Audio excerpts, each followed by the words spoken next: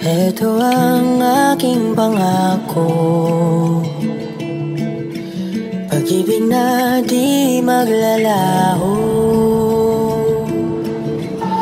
To be patient, to be kind and to be true, to love and to be loved by you. Yura, Donnie Pangilinan, ipinagmalaki na maswerte siya kay Bel Mariano.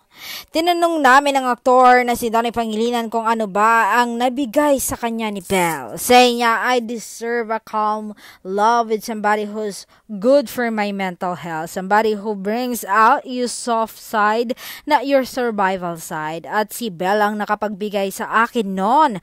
Maswerte ako na siya ang nobya ko.